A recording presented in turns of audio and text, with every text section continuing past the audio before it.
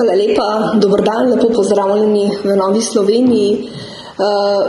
Namesto, da bi vlada razmere v zdravstvu reševala, jih praktično res iz dneva v dan še dodatno zapleta. V Novi Sloveniji smo se odločili za sklic 2 sej odborov, kjer želimo seveda na pereče probleme nastale v zdravstvu tudi odgovore ministrstva. Lahko začnem najprej z ta teden ali pa v teh dneh najbolj aktualno in seveda tudi perečo temo, to so satelitski urgentni centri. Vlada praktično te satelitske urgentne centre ali oziroma nujno medicinsko pomoč rešuje praktično s šablono za celotno Slovenijo. V Novi Sloveniji želimo poudariti, da je Slovenija tako raznolika, da je potreben regijski pristop in seveda tudi upoštevati regijske značilnosti, pa tudi že uveljavljene in upeljano nujno medicinsko pomoč. Vlada je praktično pogrnila na celi točki in to na točki komunikacije. Razburjeni župani, razburjeni bolniki, ljudje, občani in seveda tudi direktorji zdravstvenih domov so s prstom pokazali na vlado, na ministrstvo, da niso uspešno ali kakorkoli se potrudili, da bi skomunicirali uveljavitev in upeljavitev satelitskih urgentnih centrov po Sloveniji. Kdo bo na tej točki seveda pridobil, je vprašanje, vendar nas župani opozarjajo, da vlada s takim šablonskim pristopom ne rešuje zadev nakopičenih na urgentnih centrih po Sloveniji. V mislih imam seveda obmestne ali pa primestne nujne medicinske pomoči, ki že danes dobro delujejo, imajo tudi svoje rentgene, sedaj bi vlada na teh področjih hkrati uvajala tudi satelitske urgentne centre, praktično z enako diagnostiko, kar pomeni, da bo sistem satelitskih urgentnih centrov bil zelo drag. Ne vemo pa od vlade, ali imamo dovolj kadrov za to reševanje, ali koliko bo to stalo, kateri so kriteriji, na kakšen način se bojo lotili in seveda, ali se bojo urgentni satelitski centri in nujne medicinske pomoči v določenih krajih, v določenih regijah celo prekrivali in si na nek način zajedali tudi bolnike. Problem v Sloveniji so res veliki urgentni centri, kjer se v preteklosti zaradi odločitev ali pa reorganizacije nujne medicinske pomoči praktično sesuli, če lahko tako rečem, in je pritisk bolnikov na urgentne centre, recimo Ljubljana, izredno velik. To pa zato, ker v Ljubljani ni več prehospitalnih ambulant medicine v zdravstvenih domovih in se vse bolnike iz Ljubljane takoj pošlje na urgentni center, recimo na urgenco v Ljubljani, če povem po preprosto. V Novi Sloveniji smo kritični do vlade, ministrstva, res, da niso pristopili s komunikacijo, z nekimi izračuni, z nekimi merili, da bi seveda ustrezno našli rešitev za posamezni del Slovenije. Še enkrat poudarjam, v Novi Sloveniji poudarjamo, da potrebuje Slovenija regionalne pristope. Mislim, da je sistem SUC-ov na tak način postavljen, ko je še pred nekaj meseci bilo predvidenih 10, sedaj pa jih je predvidenih že 15 po zadnjih podatkov, se v Novi Sloveniji samo sprašujemo, ali je to strokovna odločitev, utemeljena na nekih kriterijih, ali je to zgolj samo neka politična odločitev in so si nazadnje člani sveta praktično vsak postavil svoj satelitski urgentni center v svojem kraju. Od ministrstva pričakujemo, da poda odgovore, kateri kriteriji, na kakšen način se bojo zadeve urejale, nenazadnje tudi, kje bojo dobili kadre in seveda tudi, kako bojo izvajali tudi ostalo nujno medicinsko pomoč po ostalih delih Slovenije. Želimo, da so vse odločitve v zdravstvu v dobro ljudi, v njihovo varnost in tako tudi seveda sistem SUC-ev ni domišljen in se bojimo, da ne bo rešil preobremenjenih urgentnih centrov, zdravnikov, zdravstvenega osebja. Če bi še v drugem delu, ker sem omenila, da smo sklicali 2 dela ali pa 2 nujni seji, drugi del pa lahko govorim o nenujni in sanitetnih prevozih. Ti prevozi seveda naj bi potekali z reševalnimi vozili, z vozili prilagojenimi, namenjeni so bolnikom, da jih prepeljejo do zdravnika, v bolnico na kontrolo ali v dializni center na dializo. Opozorila smo dobili seveda, da tukaj prihaja do zlorab. Take prevoze se podeljuje z koncesijo Ministrstva za zdravje, ZZZS-ja, pa tudi občine in seveda tisti, ki dobi koncesijo, mora zagotoviti visokim standardom, to morajo imeti diplomiranega zdravstvenika, ustrezna vozila, skratka, in prihaja trenutno na terenu ali pa na področju vzhodne Slovenije, veliko primerov se je že zgodilo, da prihaja do tega, da koncesionar podeljuje pravico prevozov tudi tistim, ki nimajo ustreznih zdravstvenih ali pa nimajo ustreznih kriterijev za tak prevoz, sanitetni ali nenujne medicinske pomoči. Se pravi, da iščejo svoje podizvajalce.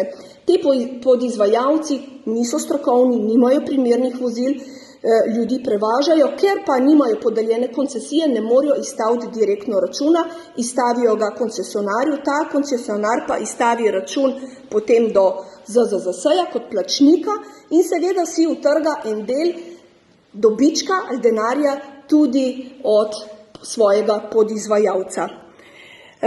Mislim, da ali pa tukaj očitek Nove Slovenije je, da Ministrstvo za zdravje ne vrši ustrezne kontrole na tem področju. Na nujni seji seveda pričakujemo, da bo ministrstvo vzpostavilo nadzor nad tem in da bodo seveda te obvode in te zlorabe preprečili. Seveda vse tudi v luči varnosti pacientov, ki se s temi vozili prevažajo. To je rak rana. Slovensko zdravstvo, kot sem dejala, ima veliko težav in te težave so seveda, kot vidimo, tudi priložnost za razne zlorabe in obvode, za katere pa seveda z nujno sejo želimo ministrstvo opozoriti in seveda tudi pričakujemo, da bo nadzor nad tem vršil redno in seveda tudi sankcioniral in poskrbel, da bo zadeva na tem področju varna. Če lahko donadelesta, mogoče lahko pojasnite, kaj to pomeni, da vozila ne ustrezajo nekim standardom bolj konkretno. Te podizvajalci, hvala za vprašanje, te podizvajalci velikokrat bolnike prevažajo kar svojimi osebnimi avtomobili, nimajo noter ustrezne opreme in nimajo avtov po kriterijih, kot jih imajo koncesionarji. Seveda, mogoče je za koncesionarje to nekoliko ceneje, ampak mislim, da so koncesije podeljene za to, da se izvaja varne prevoze za paciente. A pa imate mogoče kakšne podatke, da so že bile recimo prijave na zdravstveni inšpektorat, pa da se kljub temu recimo ni reagiralo?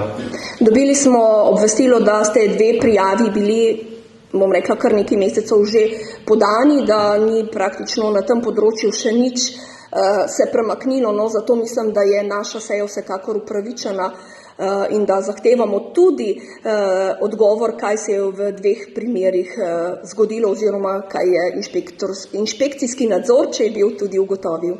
Pa če lahko še glede nujne medicinske pomoči, zdaj en upor je bil v Kamniku, za ostale nisem slišal, mogoče lahko poveste, kje so še te težave, pa zanima mene v Kamniku, pravzaprav je bilo potem iz te večerne oddaje, kjer sta bila državni sekretar pa župan sklepati, da v bistvu oni ne nasprotujejo temu, da niso satelitski urgentni center, samo ne želijo, da se jim karkoli odvzame in to pač na ministrstvu zdaj zagotavljajo. V bistvu me zanima, kje je zdaj problem, če se nobeno nič ne jemlje, tako kot je bilo na začetku mogoče narobe razumljeno.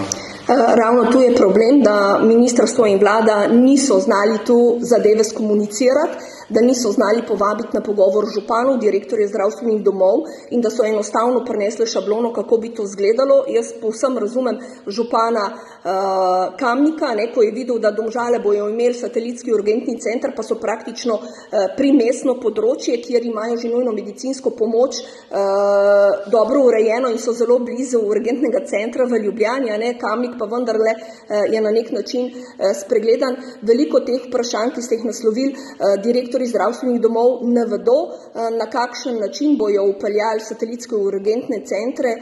Eden primer je, naprimer, urgentni satelitski center v Kočevju, kako bo zdaj bolnik iz Ribnice, ki je bližje Ljubljani, ga bojo najprej peljali na opazovanje v Kočevje, potem pa z Kočevja v Ljubljano.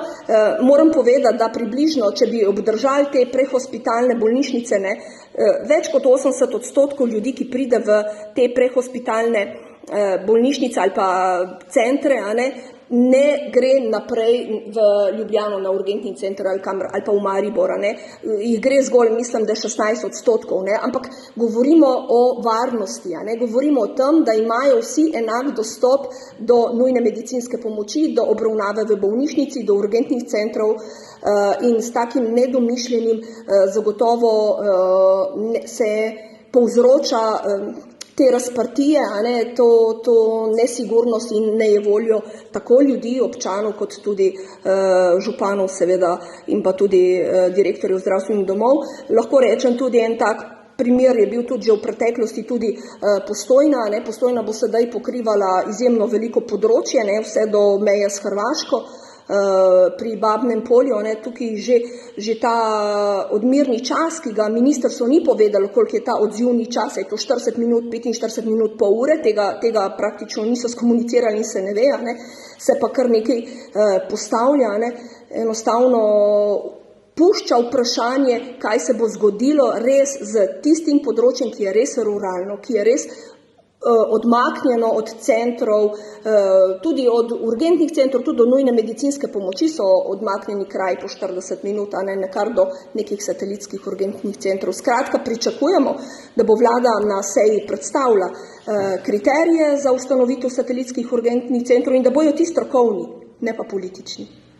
S tem bi še vprašal, da govorite o, čeprav razumem, daljših časih, pač trdijo, da tudi, če ne bo zdravstveni dom satelit, da ohranja urgenco, če so jo zdaj imeli, oziroma celo krepijo zdaj s tem vozilom urgentnega zdravnika, kje potem bodo te problemi s časi, to mi mogoče mi jasno.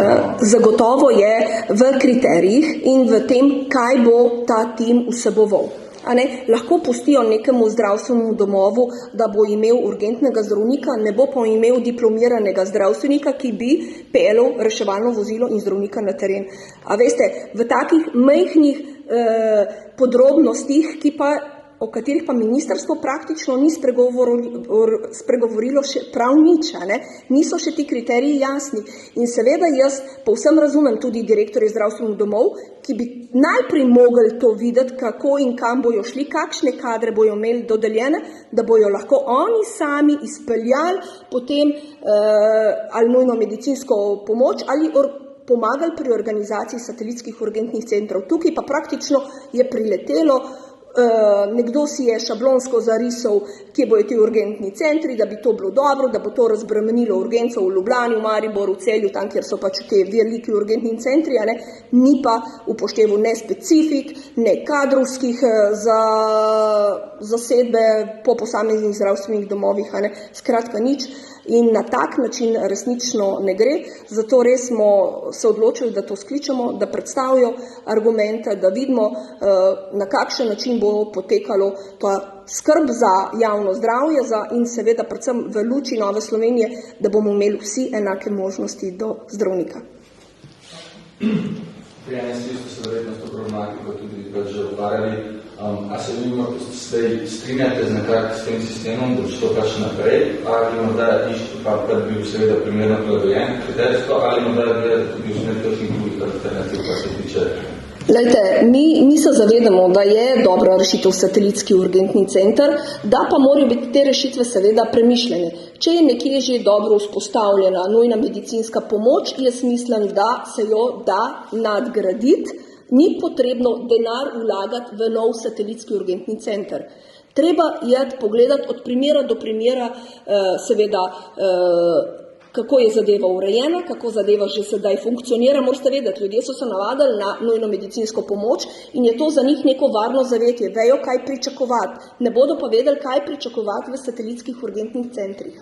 In z tega vidika vemo, da je potrebno korak naprej narediti, zagotovo, še enkrat pa poudarjamo, moramo ali pa morajo pa imeti vsi enake možnosti, tako tisti, ki so v Ljubljani, kot tisti, ki so nekje čisto povsem na robu v Sloveniji, ker to pa mislim, da je pravilno in pravično in ustavno zagotoviti dostop do zdravstva vsem pod enakimi pogoji.